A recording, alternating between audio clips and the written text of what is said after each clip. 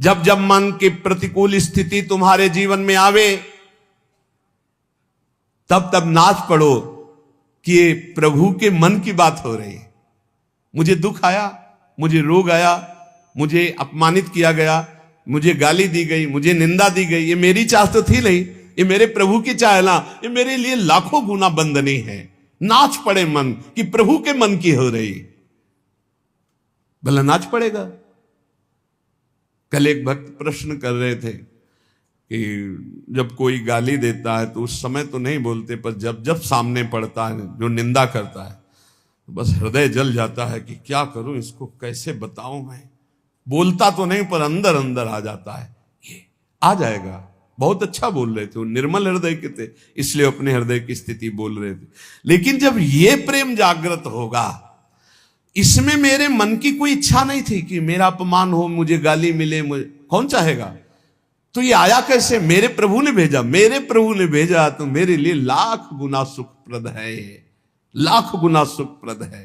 परम सुख समझ करके, ये इसीलिए कहा गया प्रेम बड़ी टेढ़ी खीर है। चढ़ के मैन तुरंग पे चलिबो पावक माए, प्रेम पंथ अति कठिन है सबको निभत नाय। या प्राण दिए या प्रेम न पइए, ऐसो महंगो आए सखीरी। इसी बात का प्रेमी मार्ग के भक्त को चाहिए कि अपने तन मन वचन से सब अपने आराध्य देव प्रिया प्रीतम के अनुकूल होकर चेष्टा करे। और जब अपने प्रतिकूल स्थिति, वचन, घटना, परिस्थिति आदि आवे तो अपने इष्ट देव का कृपा प्रसाद समझकर परम सुख मानकर आनंदित होवे कि बड़ी कृपा। यह है प्रेमी का हृदय। अब देख लो कितने प्रेमी अपने लोग हैं, कहां हैं। ये जो अभिमान होता है ना भजनानंदी का, इस थर्मामीटर में ना पिए, इस कसौटी में कसी, अभी सब धुल जाएगा अभिमान। क्या हो, प्रिया प्रीतम की पंखा करने के सुख में समाधि में पहुंच गई तो निंदा कर रही अपने सुख की, भगवदानंद की। यहां हो कहां हो। बस यही जब चर्चा सुनते तो हमारा अभिमान का पारा बैठ जाता है। हम किस गणना में कौन से भक्त हैं, कितनी ऊंचाई है हमारी प्रेम की, तो लगता है अभी जीरो पे ही हैं। पर घबराना नहीं, लिफ्ट में बैठे हो इसलिए जीरो से फ्लोर में पहुंच जाओगे। बस ये हम बीच में सपोर्ट इसलिए कर देते हैं कि कलयुगी जीव है, घबरा जाएंगे। घबराओ मत, लिफ्ट में बैठे हो, अपने आप उसी फ्लोर में। कहाँ गए? बोले नवनिवृत्त निकुंज। देखो हित सजनी जो है यहाँ, ललिता जो है, विशाखा जो, अरे वो देखो अपने प्रिया प्रीतम जिनका जस गाते थे ना, ये प्रिया प्रीतम हो जाए कि आए मिले परिवार आपने, हरिहस कंठ लगायो। प्रेमी भक्त केवल प्रभु के सुख को देखता रहता है, प्रभु के इशारे को देखता रहता है। प्रभु की क्या चाहते हैं मेरे प्रभु, प्रभु के मन की बात उसे मालूम हो जाए कि प्राण देने से मेरे प्रभु सुखी हो जाए, एक सेकंड नहीं लगे। ये ले, आपके प्राण हैं, आप ले जाओ। नहीं, इसका उदाहरण देखो। मीरा जी को आकर के विवश होकर जो जिससे भेजा गया था, उसने सोचा भले मेरा गला काट दिया जाए, लेकिन उसने मीरा जी की दासी को बता दिया कि ये मैं लाई हूं चरणामृत कह के, पर हलाहल विष है। दासी ने मीरा जी से कहा कि गिरधर का चरणामृत कह के राणा ने भेजा है, पर ये हलाहल विष है। हे बावरी, जब चरणामृत कह दिया तो विष कैसे हो सकता है? चरणामृत कह दिया ना। देखो श्री कृष्ण के मन की बात कि आप ही तो पिसवा के भिजवाए हो, वो आप ही कह रहे हो चरणामृत है। जब चरणामृत तो विष कैसा? कान में पता चल जाए कि इसमें विष पड़ा है, फिर हम लाख तुम्हें दुहाई दे प्रभु की, खाओ नहीं सकते, नहीं खा सकते। नहीं, बिल्कुल चाट मसाला डाल करके ऊपर से दिखा दिया जाए, कह दिया इसमें विष पड़ा है, आप खा के दिखाओ। हिम्मत नहीं पड़ेगी एक कवल खाने की, हिम्मत नहीं पड़ेगी। असलियत में पता हो जाए कि आप पड़ गया, हिम्मत नहीं।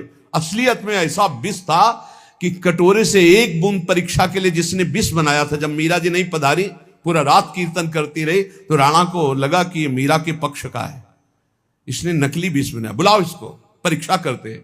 ऐसे चटा दिया, तत्काल मर गया, तत्काल मर गया ऐसे चटा देने से, और पूरा कटोरा पिया, कुछ फर्क नहीं पड़ा। श्री कृष्ण की इच्छा है ना, लाओ चरणामृत पी जाती है। प्राण उनके हैं, क्या क्या फर्क पड़ा श्री कृष्ण के प्राणों पर?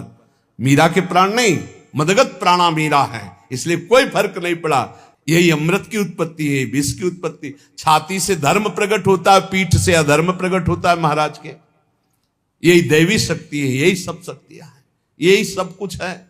या रास्य रघुनाथ कर बेग न जाने कोई, जो जाने रघुपति कृपा तो सपने मोह न हो। जीवन को आराध्य देव का बना लेना, बस यही प्रेम प्राप्ति का उपाय है। मेरा कोई अस्तित्व नहीं रह गया। भगवान श्री कृष्ण चंद्रजू कहते हैं, जब गोपीजन इस कोटि का प्रेम करती है तो भगवान उनको क्या कहते हैं? कहते हैं सहाया गुरवः शिष्या भुजिष्या बांधवा स्त्रियः सत्यम वदामि ते पार्थ गोप्यः किं मे भवन्ति न। मन महात्म्यम मत्सपर्याम मत्श्रद्धाम मन मनोगतम जानन्ति गोपिका पार्थ नान्ये जानन्ति तत्वतः। गोपी मेरी गुरु है पार्थ, गोपियां जानते हो कौन है? सहाया में गुरवा शिष्या भुजिष्या बांधवा स्त्रिया। गोपी मेरी सहायिका है और मेरी गुरु है। जगत गुरु बोल रहे हैं, गोपी मेरी सहायिका है, सबकी सहायता करने वाले। गोपी मेरी गुरु है, गोपी मेरी शिष्य है। भुजिष्या, गोपी मेरी भोग्या है। गुरु, गोपी मेरी बांधव है। गोपी मेरी सब कुछ है। जैसे भक्त कहता ना, तुम्हें माता च पिता तुम्हें बंधुश्च सखा तुम्हें विद्या द्रविणं तुम्हें सर्वम मम देव देव। ऐसे भगवान कह रहे हैं गोपी जनों के लिए, गोपी मेरी सहाया गुरवा शिष्या भुजिष्या बांधवा स्त्रिया सत्यम वदामि ते पार्थ गोप्या किम में भवन्ति ना। क्या नहीं है मेरी गोपी? जब उपासक अपना सर्वस्व इष्ट देव को मान लेता है तो इष्ट देव अपना सर्वस्व उपासक को मान लेते हैं। मेरी महिमा को मन महात्म्यम मत्सपर्याम मच्छ्रद्धाम मन मनोगतान जानन्ति गोपिका पार्थ। तत्व से प्रेम से सर्व कुछ मेरे महात्म को गोपी जन जानती है। मेरी सेवा को, मेरी श्रद्धा को, मेरे मन के भीतरी भाव को गोपी जन जानती हैं। नान्य जानन्ति तत्वतः, और कोई मुझे नहीं जान सकता किसी साधन से। प्रेम अनन्य भक्ति जैसे गोपी जनों ऐसे जाना जा सकता है। तो श्री इष्ट देव के सुख में जीवन, इष्ट देव को समर्पित प्राण, इष्ट देव की निष्ठा, यही प्रेमामृत का पान कराती है। ये हमने उस प्रेम का इशारा किया जो वृषभानु दुलारी श्री लाडली जी के चरणों की आराधना से प्रकट होता है। आधाय मूर्धन यदा पुरदार गोप्या। तो जिन उपासकों को श्री लाडली जी के चरणों की उपासना का सौभाग्य मिला है, इस मार्ग में अनन्यता की आवश्यकता है। अनन्यता की, जितनी जल्दी आप अनन्य हो जाओ उतना ही। कई उपासकों से हम प्रार्थना करते हैं कि शाम के जैसे अनुपस्थित रहते हैं, शरीर अव्यवस्था, और सुबह हमारा इस तरह से समय श्री जी की सेवा में जाता है, तो एकांत का समय शाम से रात्रि तक हमें मिल जाता है कि हम अपनी एकांतिक वृत्ति से साथ, तो उस समय ऐसा ना समझो कि हम उपस्थित नहीं तो यहाँ आने की जरूरत नहीं। यहाँ आके जब बैठते हो आप, प्यारे जू के पद होते हैं, प्यारी जू की सेवा दर्शन करते हो, तो आप अपने कमरे में बैठकर उच्च कोटि की वैसी भावना नहीं कर सकते जैसा आपको यहां बैठने मात्र से फल मिलेगा। श्री जी के चरणों की स्वाभाविक अपनापन की जो स्थिति है वो बैठने से मिल जाएगी, विश्वास कीजिएगा। वैसे तुम्हें ज्ञान नहीं है इस बात का, लेकिन हमारे वचनों पर विश्वास कर लीजिए। यहां बैठने मात्र से जब वाणी जी का गायन हो रहा है, नाम कीर्तन हो रहा है, आपको कुछ समझ में नहीं आ रहा, लेकिन आपका विषय विष उतर रहा है।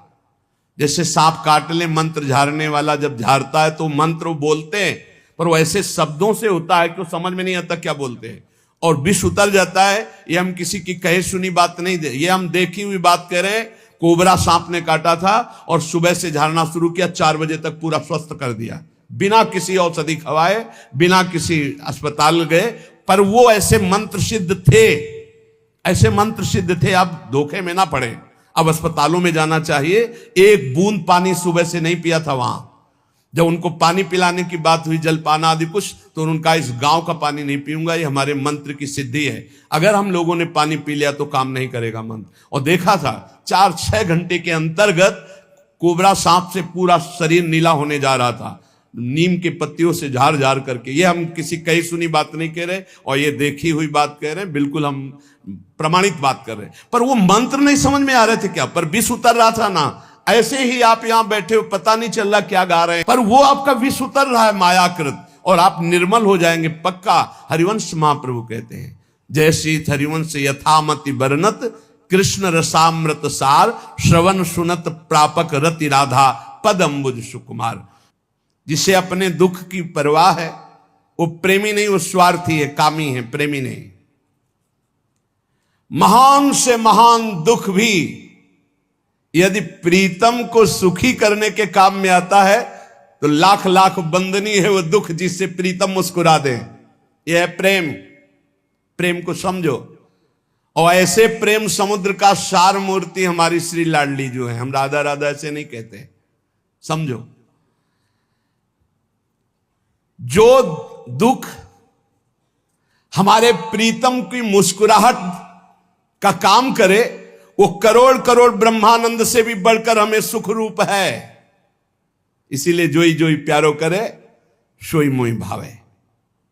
कहना अलग है, रहना अलग है। इसमें रहना अलग है, कहना अलग है। कितनी बड़ी बात है। वो महान दुख जिससे मेरे प्रीतम मुस्कुरा दें तो करोड़ों ब्रह्मानंद से भी बढ़कर हमारे लिए सुखप्रद है। इससे सिद्ध होता है कि प्रेम में निज सुख की चाह नहीं रहती। सहज अभाव है स्वसुख वांछा का, केवल अपने इष्ट सुख के लिए। इसीलिए भगवान प्रेमियों के सदैव ऋणी रहते हैं। गोपी जनों से कहते हैं मैं तुम्हारा ऋणी हूं, भगवान कहते हैं मैं तुम्हारा ऋणी हूं। क्यों ऋणी रहते हैं प्रेमी जनों से?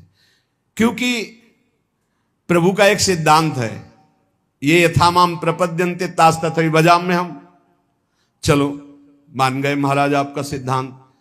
अब प्रेमी सर्वस्व त्याग करके प्रभु के सुख के लिए भज रहा है, प्रभु के सुख है। हम राधा बोलते हैं प्रिया प्रीतम के सुख के लिए, अपने सुख के लिए नहीं बोलते। रसदात्री रस धारण करने वाले युगल सरकार राधा नाम में विराजमान है, हमारा जीवन सर्वस्व है। जब हम राधा बोलते हैं तो प्रिया जो हमारी तरफ देखती हैं और राधा आसक्त लाल जो देखते हैं, और दोनों मुस्कुरा देते हैं। उनकी मुस्कुराहट देखने के लिए हम राधा राधा बोलते हैं, अपने सुख के लिए नहीं।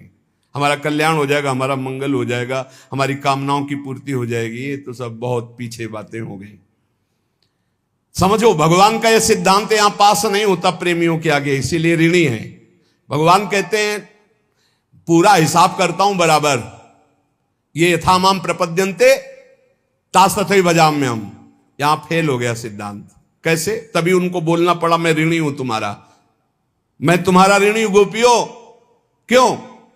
क्योंकि जो प्रेमी होता है उसका कोई सुख नहीं होता, और वो प्रभु के सेवा सुख के लिए प्राणों को न्यौछावर के लगा है। अब वो बदले में सुख देना चाहते हैं, उसको कोई सुख की चाह ही नहीं है। अच्छा ये चले और सुख देने, तो वो उनके सुख में सुखी है, तो पलट करके और उनको सुख मिलेगा, तो फिर ये ऋणी ही बने रहते हैं। ये ऐसा हिसाब नहीं कर सकते। ये यथामाम प्रपद्यन्ते तास तथैव भजाम्यहम्। तब ये हाथ जोड़कर कह रहे गोपी जनों से कि मैं तुम्हारा ऋणी हूं। क्योंकि ना तो इनको मुक्ति चाहिए, ना इनको कोई सुख चाहिए। ये चरम सीमा की निष्कामता में अपने प्रीतम सुख में बलिहार, तो दे तो क्या दे जब कुछ देने को। अच्छा सबसे ज्यादा सुख होता है जब प्रिय वस्तु दो, और प्रिय वस्तु है इष्ट देव को सुख देना, उनका इष्ट देव को प्रसन्न रखना, और वो प्रसन्न है, वो सुख है इष्ट देव। अब इष्ट देव देव तो उनको क्या दें, क्योंकि वो सुखी होंगे, यही उनका सुख है। तो सुख जब और बढ़ेगा उनका तो ऋणी तो होते ही चले जाएंगे, वो कभी नहीं उऋण हो पाते। तो क्या करते हैं, अधीन हो जाते। अहम भक्त पराधीनो, हिसाब नहीं दे पाए। ये यथामाम प्रपद्यन्ते तास्ततैव भजाम्यहम्, हम गीता जी में कहा है, ये साधारण भक्त असाधारण भक्तों में, लेकिन प्रेमी जनों में नहीं। प्रेमी जनों के लिए ये श्लोक है, अहम भक्त पराधीनो अस्वतंत्र इव द्विज, मैं बिक गया हूं, मैं स्वतंत्र नहीं हूं, मैं अधीन हूं, इन प्रेमी जनों की ऋणी हूं। यह है राधा किशोरी के चरण रज के प्रताप से उदय हुए प्रेम का स्वरूप। शांत दास्य वात्सल्य सख्य आदि को जैसा चाहते हैं वो हिसाब कर सकते हैं, लेकिन विशुद्ध प्रेमी ये हिसाब नहीं कर पाते। प्रभु हिसाब ले, क्योंकि इनका हिसाब प्रभु ही है, प्रभु का सुख ही है। क्या देंगे, आपका सुखी होना ही हमारा सुख है, तत्सुख। ये बहुत ऊंची बात। इसीलिए प्रिया प्रीतम अधीन होकर रसिकों के संग डोलते रहते हैं। छिन छिन बिहरत संग, छिन छिन निरखत प्रेम भरी, छिन जस कहत अभंग, ये जो कृपा हरिवंश की। न पारे हम निर्वध्य संयुजाम, सुसाधु कृत्यम विबुधायुषापि वह, या मां भजन दुर्जर गेह श्रृंखला, समृष्टि तद वह प्रतियातु साधुना। गोपियों, भगवान गोपीजन, मेरे लिए उन घर गृहस्थी की बेड़ियों को तुमने तोड़ा जो बड़े बड़े योगी अति भी नहीं तोड़ पाते। भगवान कह रहे हैं बड़े बड़े योगी अति भी नहीं तोड़ पाते। अब आप जरा यहां थोड़ा दर्शन कीजिए। योगी अति घर गृहस्थी छोड़कर गुफाओं में रहते हैं, उन्हें योगी अति कहते, और गोपियां घर में रह रहे हैं। परिणाम योगी यति के लिए श्री कृष्ण को बोलना चाहिए कि आपने उन घर गृहस्थियों की बेड़ियों को तोड़ दिया जिनको तोड़ना कठिन है। लेकिन यहां कह रहे बड़े बड़े योगियों के लिए घर गृहस्थियों की बेड़ियों को तोड़ना कठिन, उनको तुमने तोड़ दिया। गोपियों से कह रहे, और गोपी रह रही घर में, गोपी घर को लीप रही है, धान कूट रही है, बच्चे खिला रही है, पति की सेवा कर रही है, लेकिन एक क्षण भी श्री कृष्ण से बिलग नहीं। यह है योग। उद्धव जी आए थे योग समझाने, तब यही कहा कि अभी तुम खुद नहीं समझे कि किसको योग कहते हैं। तुम समझते हो हम वियोगिनी हैं, देख हमारे रोम रोम में कृष्ण रमा है। तब उद्धव के होश उड़ गए और कहा कि मैं इस ब्रज की कोई लता गुल्म औषधि बन जाऊं जिनसे इन महाभागवत गोपियों की चरण धूलि हमारे ऊपर पड़े। भगवान क्या कह रहे, जरा गौर से सुनो। भगवान कह रहे, गोपियों तुमने मेरे लिए घर की उन बेड़ियों को तोड़ डाला जिन्हें बड़े बड़े योगी यति नहीं तोड़ पाते। बड़े बड़े योगी यति नहीं तोड़ पाते। अंदर राग बना रहता है परिवार का। तुम्हारा यह मिलन सर्वथा निर्मल और महान निर्दोष उच्च अवस्था का है। भगवान कह रहे हैं मैं अपने सच्चिदानंद शरीर से अमर जीवन से अनंत काल तक तुम्हारी प्रेम सेवा और त्याग का बदला चुकाना चाहूं तो मैं नहीं चुका सकता। अखिल कोटि ब्रह्मांड नायक परात्पर अजित को जीत लिया प्रेमियों ने, और वो हार करके बोलते कि मैं तुम्हारा ऋण नहीं चुका सकता, मैं तुम्हारा सदा ऋणी रहूंगा। हां, तुम चाहो तो अपने साधु स्वभाव से अपने प्रेम से मुझे उऋण कर सकती हूं, मैं कभी उऋण नहीं हो सकता। मैं तुम्हारा ऋणी रहूंगा, मैं तुम्हारा ऋणी रहूंगा। ये बात है प्रेम की। पर ब्रह्म परमात्मा तत्व कह रहा मैं तुम्हारा ऋणी। इसीलिए जो प्रेमी जन होते हैं सब ने, उनके लिए सब कूड़ा करकट दिखाई देता है। रिद्धियां सिद्धियां धर्म अर्थ काम मोक्ष ये बोल रहे हैं, पर ब्रह्म परमात्मा क्या बोल रहे हैं? मैं दिव्य सच्चिदानंद शरीर से अमर जीवन से अनंत काल तक तुम्हारे प्रेम तुम्हारी सेवा तुम्हारे त्याग का बदला चुकाना चाहूं तो नहीं चुका सकता। मैं तुम्हारा ऋणी हूं। तुम अपने साधु स्वभाव से भले मुझे उऋण कर दो, पर मैं तुम्हारा ऋणी हूं। ये अजित को जीत लिया प्रेमियों ने।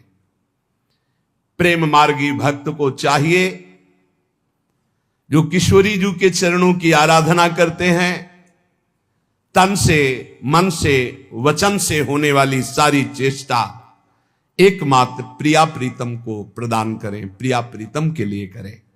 श्री भगवत रसिक जी महाराज कहते हैं, यदि इस रस का पान करना हो, वृंदावन नित्य विहार रस का, तो कह रहे हैं प्रथम सुने भागवत भक्त मुख भगवद बानी, द्वितीय आराधे भक्ति व्यास नव भाति बखानी। कितनी ऊंचाई है इस रस की। तृतीय करे गुरु समुझी दक्ष सर्वज्ञ रसीलो, चौथे होई विरक्ति बसे बनराज जसीलो, पांच भूले देह सुधी छठे भावना रास की, सातवें पावे रीति रस श्री स्वामी हरिदास की। भगवत ऋषि जी महाराज कहते हैं कि जो साधक श्रीमद् भागवत और भगवत गीता में प्रवीण नहीं हुआ, उसको समझ में नहीं आएगा, क्योंकि इतनी प्यार भरी लाड़ भरी उपासना है लाडली लाल की। वो भगवत्ता ऐश्वर्य महत्ता ना समझने के कारण कई ऐसे उपासक मिले। तो श्री जी तो बहुत बोली हैं, कोई समस्या आती तो उसका समाधान करने के लिए साइड में हनुमान जी की उपासना कर सकते हैं, साइड में ऐसा मतलब उपासना करना किसी भी भगवत स्वरूपों की परम मंगलमय है। पहली बात तो तुम यही समझ नहीं पाए कि भगवान 10-20 नहीं होते, उनके स्वरूप बहुत हैं, वो है तो एक ही। और जब एक ही जगह हम लगे हैं तो हमें पता होना चाहिए, जब आप भागवत पढ़ेंगे तब आपको पता चलेगा श्री कृष्ण कौन है, गीता पढ़ोगे तब आपको पता चलेगा श्री कृष्ण कौन है। तुमादि देवा पुरुषा पुराणा तुमस्य विश्वस्य परम निधानम वेतास्य वेद्यम परमम च धाम त्वया ततम विश्व मनंत रूपम। तब पता चलेगा ऐसे विश्व मनंत रूपम परमात्मा हमारी लाडली जू के सामने हाथ जोड़े खड़े, हमको किसकी आराधना करनी है। वही हरि हैं हनुमान जी जिनके चरणों को अपनी गोद में लिए हुए सहला रहे हैं, वही हरि जिन चरणों को वो हमारी लाडली जो। ये तब समझ में आता है।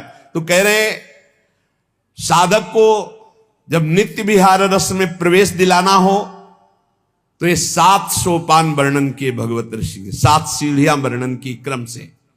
नए साधक को गुरुजन लोग पहले श्रीमद् भागवत और भगवत वाणी गीता दी, इन 2 में परिपक्व करे।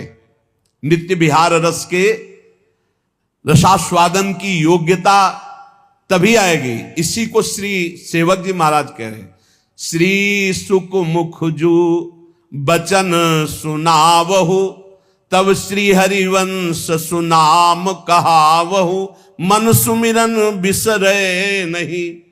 सेवक वाणी की फल स्थिति में लिखा है, सेवक वाणी जू अति अगाध मदगूढ़, बिरलो कोई समझई हित मार्ग आरूढ़।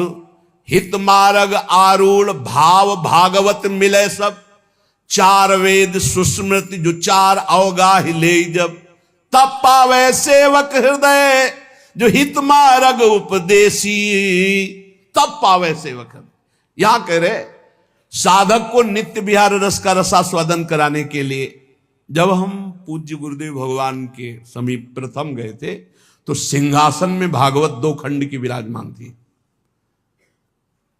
प्रथम में जब दर्शन किया तो नाम सेवा और सिंहासन में भागवत विराजमान थी, और जब जब गए तब तक भागवत का पाठ कर, ये सुनाओ ये सुनाओ ये सुनाओ, बिल्कुल सिद्धांत से महाराज जी ने चला। आपने गीता का स्वाध्याय किया जी, अमुक श्लोक का क्या भाव है, अमुक श्लोक का क्या भाव है जी, बैठ करके ऐसे। नए साधक को जो नित्य विहार रस में, तो प्रथम सीढ़ी है उनको श्रीमद् भागवत और भगवत गीता का ज्ञान होना चाहिए, तभी वो जान पाएंगे कि श्री कृष्ण है क्या। वो भी स्वयं पढ़े या ऐसे वैसे से सुने नहीं कह रहे, भक्त मुख भगवत वाणी, किसी भगवत प्रेमी महात्मा के मुख से सुने। अगर भगवत प्रेमी महात्मा नहीं है तो रहस्य की बातें नहीं खोल पाएगा। एकादश स्कंद की व्याख्या करने में बड़े बड़े असमर्थ हैं, कोई गुरु कृपा पात्र ही एकादश स्कंद की व्याख्या कर सकता है। और रास पांचाध्यायी तो उससे भी कठिन है, सरल मत मानना, उससे भी कठिन है। जब तक प्रवेश नहीं है प्रेम मार्ग में, तब तक रास पांचाध्यायी की चर्चा का सार प्रकट कर पाना बड़ा कठिन है। और एकादश स्कंद जब तक किसी तत्वज्ञानी महात्मा के चरणों में बैठकर आराधना नहीं की, तब तक उसका निर्णय कर पाना बहुत कठिन है। शाब्दिक व्याख्या नहीं होती, अनुभूत व्याख्या होती है। शब्द ब्रह्म का ज्ञान तभी सार्थक माना जाता है जब परब्रह्म की अनुभूति से युक्त होकर बोला जाए। इसीलिए शर्त रख दी कि गीता और भागवत का प्रवचन सुनना है तो भक्त मुख, जिसका भगवान से संबंध है, जो भगवत संबंध का अनुभव करके निरंतर भक्ति में डूबा रहता है, ऐसे को भक्त कहते हैं। भक्त की पहचान जो त्रिभुवन की राजलक्ष्मी देने पर भी आधे पल के लिए भगवान का विस्मरण न करे, उसे भक्त कहते हैं। भक्त की पहचान जो चराचर जगत में अपने भगवान को देखता है, उसे महाभागवत कहते हैं। ऐसे भगवत दृष्टि वाले, भगवत चिंतन परायण महापुरुष से श्रीमद् भागवत और भगवत गीता की चर्चा सुने। फिर दूसरा सोपान, भगवान व्यास देव जी द्वारा जो बताया गया श्रवणम कीर्तनम स्मरणम विष्णुर्पाद सेवनम अर्चनम वंदनम दास्यम सख्यात्म निवेदनम, ये नवधा भक्ति का अनुष्ठान करे। तीसरी बात, अब रसिक गुरुदेव की खोज करे। रसिक गुरुदेव जो लाडली लाल में आसक्त हैं, लाडली लाल के सिवा अन्य किसी की आराधना में जिनकी कोई भी कहीं भी स्पर्श भी नहीं, केवल लाडली लाल, उन्हें रसिक कहते हैं। रसिक तबई पहचानिए जाके या रसरीत, छिन छिन हे में उपजे लाल लाडली प्रीति। बस लाड लाडली, आनंद मोद में उमग करके लाल लाडली के जस सेवा में निमग्न जो महापुरुष हैं, इसलिए लिखा है कि खोज करें। भगवत ऋषि जी कहते तृतीय करे गुरु समूजी। गुरु को ऐसे नहीं कि प्रवचन सुना व गुरु बना लिया।